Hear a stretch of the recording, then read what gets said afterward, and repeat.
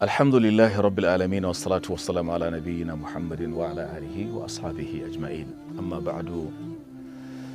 Brothers and sisters, Assalamu alaikum wa rahmatullahi wa barakatuh. Spiritual diet. This is the name given to this short discourse of mine from here, AL-FAROUQ Multimedia. Here in Kaduna, the city of Ghana, as we keep on saying, in northern part of Nigeria. I just want to talk on some points. Point number one. Each and every Muslim should know the purpose of his coming to this world. The Quran says is categorically clear in chapter number 51, verse number 56, 7 and 8. Allah says, وَمَا خَلَقْتُ الْجِنَّ وَالْإِنسَ إِلَّا لِيَعْبُدُونِ. I did not create the jinn and men but for them to worship me exclusively. That is the rationale behind our existence.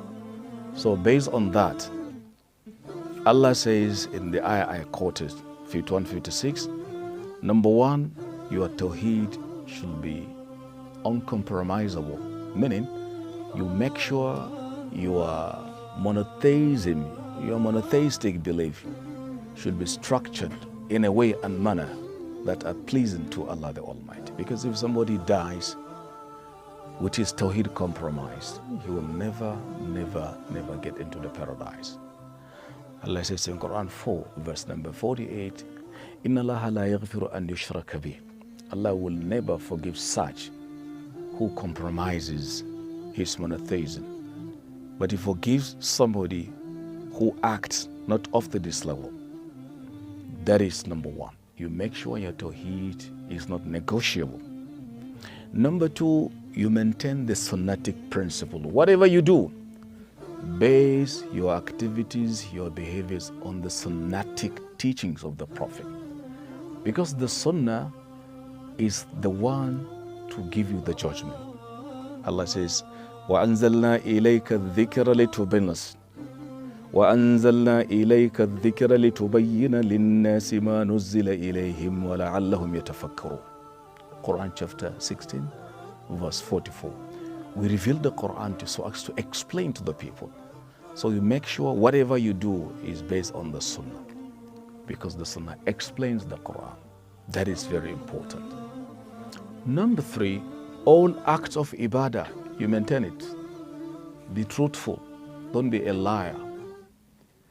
Be reliable. Don't be promise breaker. And similarly, maintain good neighborhood. You and your neighbors, there should be good behavior, good attitude. Be your brother's keeper. That is important as a true Muslim.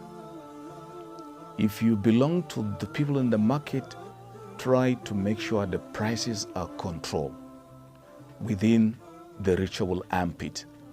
Today, the prices are astronomically high, unnecessarily, without justification. Today, the price of a good keeps on changing stages about 3 times in a week.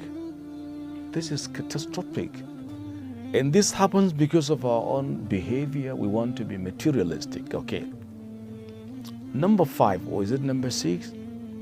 You maintain the prayer in Jama'ah congregationally. Don't you pray alone. Come to the Jama'ah. Pray in the mosque behind an imam.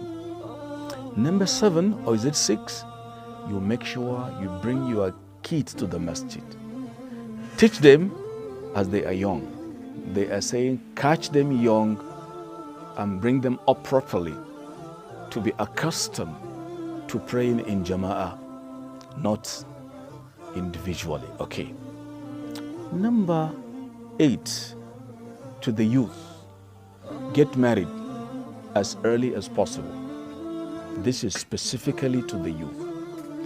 Because marriage at early age gives you 7 benefits.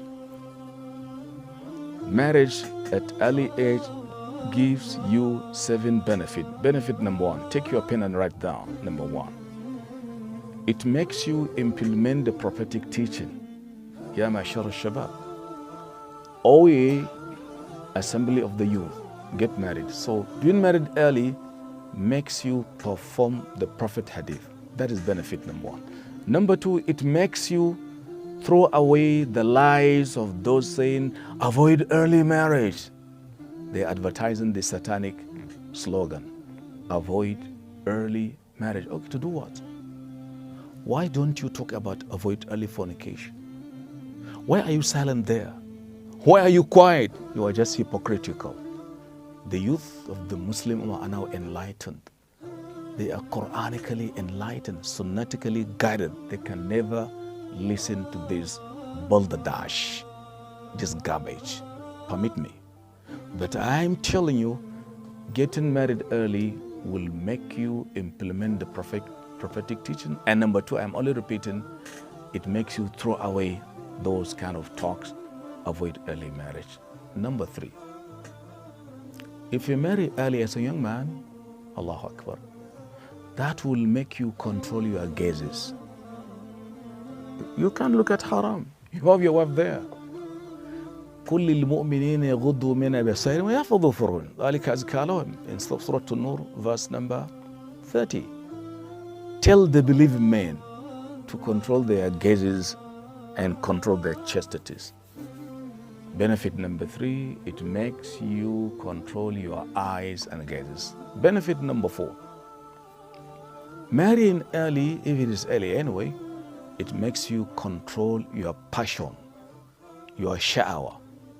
Your whims and caprices are going to be just controlled.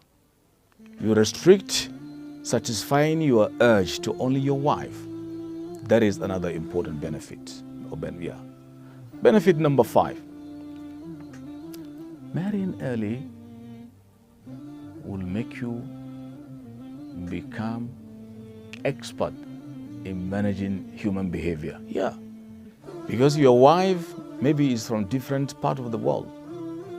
She's from strange environment, maybe from different tribe. Now you marry her, your attitude is different from your own. Courtesy of marriage, you will tolerate her. She too tolerates you.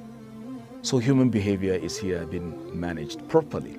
As a young man, you are given a chance of knowing human behavior. Very important factor. Benefit number six, getting married early, it makes you to become economically wise.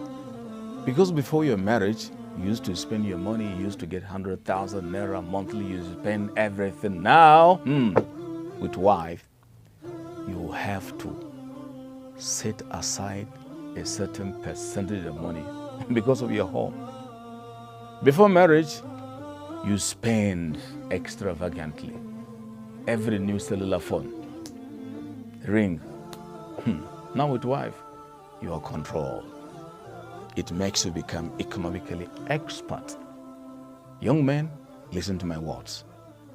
Number seven, getting married early will give you a chance to train your children with your strength. Oh yeah, because the earlier you get married, the chances of the kid you get, they also grow under your care. After 50, 40, 60, you get married, you become spent force. How can you train them? Let me tell you, there was a Sahabi, between that Sahabi and his son, there's a difference of only 12 years. Do you know this?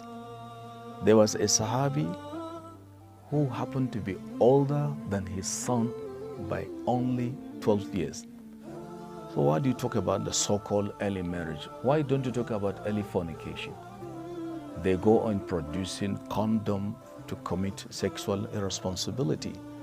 So this summarizes my message under what I call spiritual diet from this important center for academic excellence, for technological, let me say, breakthrough. I ask Allah to put grace to your elbow, to give you ability, capacity, wherewithal to keep the ball rolling, to keep swimming in the tide of the water. Don't get tired. Be determined. Be commitment. Be ready to succeed. And I do believe Allah shall be by your side. Wassalamu alaikum wa rahmatullahi wa barakatuh.